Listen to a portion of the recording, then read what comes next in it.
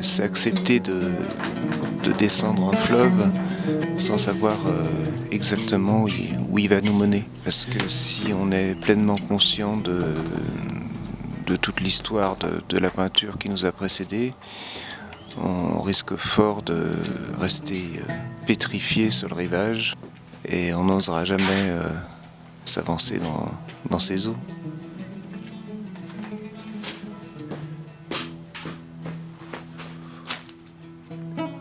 Je suis une sorte de paysan qui cultive des histoires avec quelques outils qui en fait sont très basiques, des pigments, de la résine, de la peinture, des brosses, des spatules.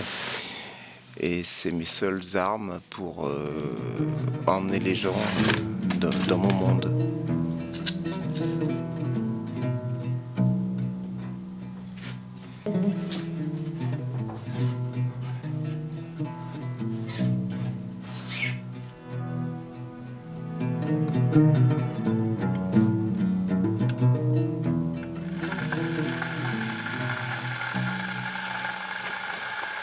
L'atelier, c'est un peu le ventre du navire, la salle des machines.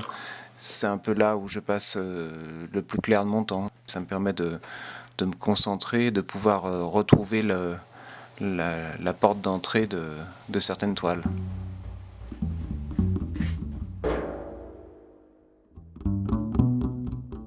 Quand j'arrive le matin dans l'atelier, le premier regard est presque le plus important de la journée. Je regarde les toiles en construction et je vois tout de suite ce qui va survivre à cette nouvelle journée ou ce qui va être recouvert ou détruit.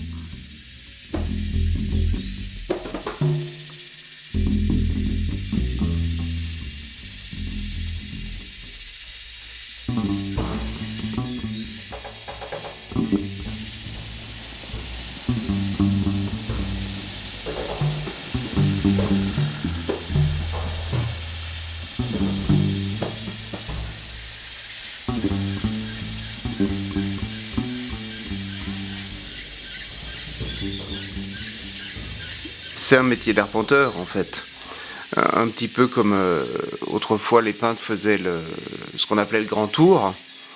Il faut d'abord parcourir le monde, faire des rencontres, se perdre, disparaître, pour pouvoir ensuite distiller cette matière brute.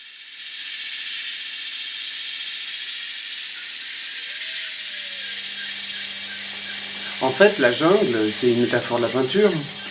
Il faut d'abord s'immerger à l'intérieur pour pouvoir la comprendre, et ensuite on s'aperçoit que c'est à la fois l'ordre biologique et le chaos, c'est monochrome et multicolore, c'est l'abstraction et la figuration, c'est Pollock et Courbet réunis. Putain, je me fais bouffer par les moustiques.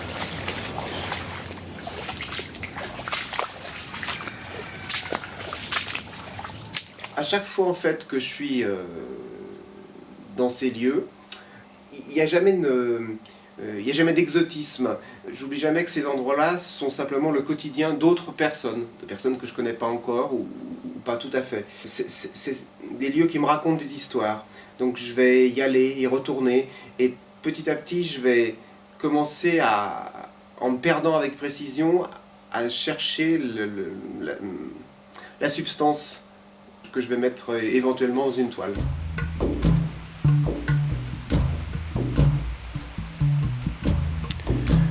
Peindre une jungle, en fait, c'est comme composer un morceau de musique. Il faut qu'il y ait plusieurs toiles qui se superposent les unes aux autres jusqu'à émettre une certaine vibration, un certain rythme.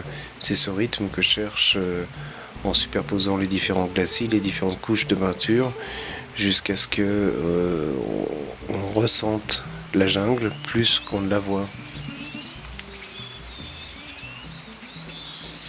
Les croquis en fait sont rarement destinés à sortir de l'atelier. Ils interviennent parfois, souvent, en fait en prolongement des toiles ou entre les toiles. Ou alors c'est en voyage quand techniquement c'est pas possible d'emmener tout le matériel.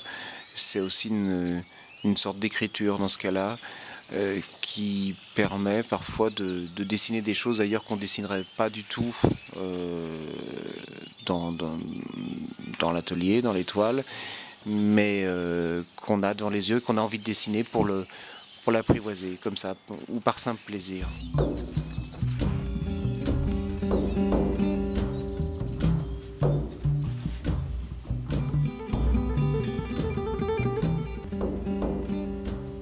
J'ai besoin d'absorber, d'ingérer, de manger beaucoup de paysages, de lieux différents.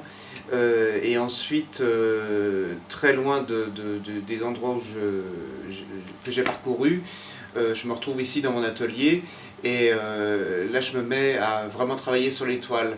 J'ai besoin de cette distance qui me permet justement de ne pas me faire absorber par la réalité, parce que la réalité est juste le point de départ et pas ce qui m'intéresse le plus. Ensuite, la peinture, ça permet d'aller plus loin, d'aller ailleurs. Donc ça nous emmène vraiment au cœur d'un endroit qui n'appartient qu'à la peinture et à aucune géographie.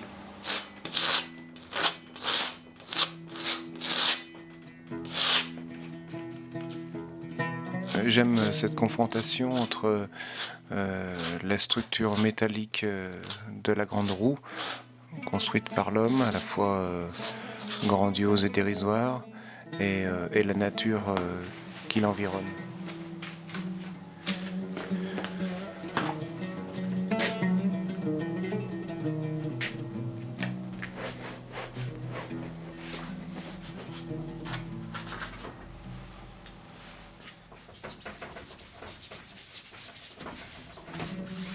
Le tableau, c'est une sorte d'ogre.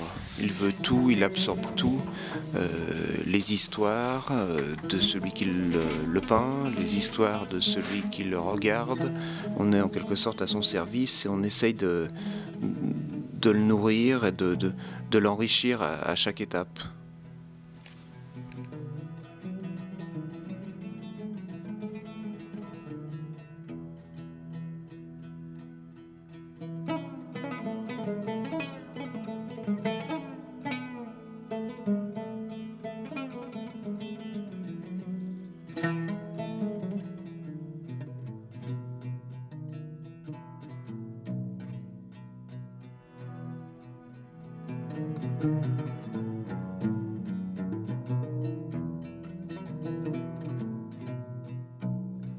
Parfois, devant mes toiles, on peut ressentir une certaine absence.